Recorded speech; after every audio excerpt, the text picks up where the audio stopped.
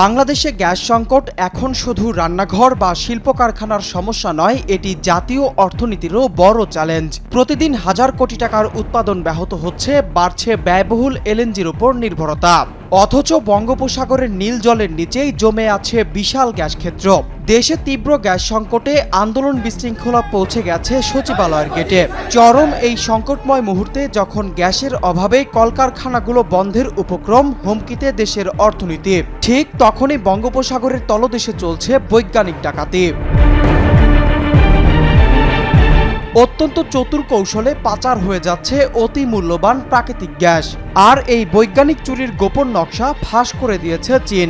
দেশের বিভিন্ন গণমাধ্যমের প্রতিবেদনে এমন দাবি করে বলা হয়েছে, গত 17 বছর ধরে শেখ হাসিনা সরকারের প্রকাশ্য এবং গোপন প্রশ্রয়ে এই বিপুল সম্পদ প্রতিবেশী দেশ নিজের দিকে টেনে নিয়ে গেছে। কিন্তু কিভাবে চোখের সামনে ঘটল এই চুরির ঘটনা? উত্তর লুকিয়ে আছে 2012 সালের সমুদ্র জয়ের ঠিক পরের মুহূর্তের এক আত্মঘাতী সিদ্ধান্ত।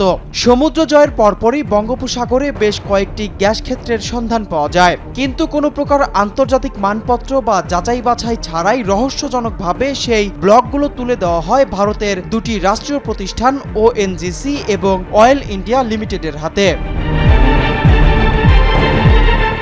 এরপর কেটে গেছে দীর্ঘ এক যুগেরও বেশি সময়। বিশ্ববাজারে যখন গ্যাসের জন্য হাহাকার, তখনও ভারতের কোম্পানিগুলো বাংলাদেশের ব্লকগুলো থেকে উল্লেখযোগ্য কোনো উৎপাদন শুরুই করেনি।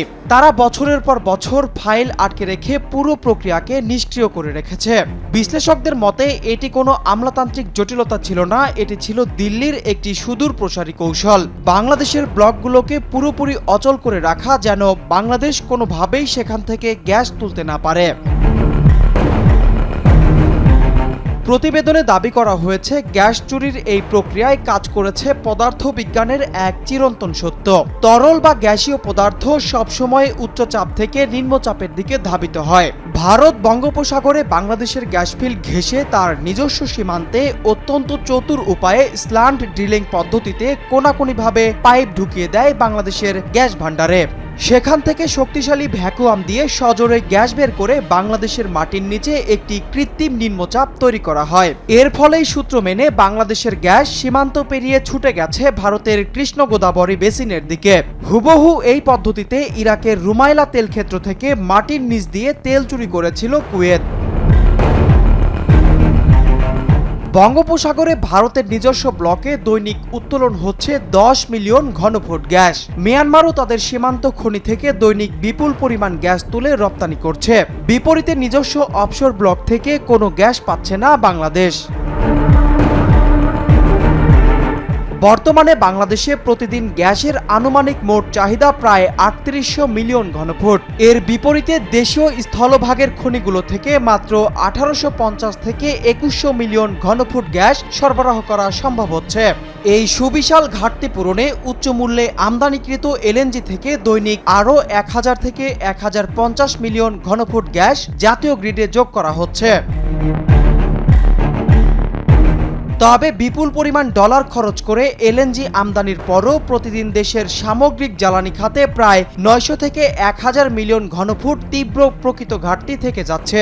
অর্থাৎ যদি বাংলাদেশ নিজের সমুদ্র সীমা থেকে প্রতিবেশী দেশগুলোর সমপরিমাণ বা ন্যূনতম ১০০০ মিলিয়ন ঘনফুট গ্যাস বের করতে পারে, তবে দেশের অভ্যন্তরীণ গ্যাস ঘাটতির সম্পূর্ণ সমাধান করে এলএনজি আমদানি শূন্যে নামিয়ে আনা সম্ভব। সমুদ্রের গ্যাস তুলতে না পারায় বাধ্য হয়ে বিশাল অঙ্কের বৈদেশিক মুদ্রা ব্যয় করে এলএনজি আমদানি করতে হচ্ছে বাংলাদেশকে। ২০১৮ থেকে ২০২৪ সালের মধ্যে বাংলাদেশ প্রায় ১.৫ ট্রিলিয়ন টাকা মূল্যের এলএনজি আমদানি করেছে, যা ২০২৪-২৫ জাতীয় বাজেটের প্রায় ১৮.৮২% সমান।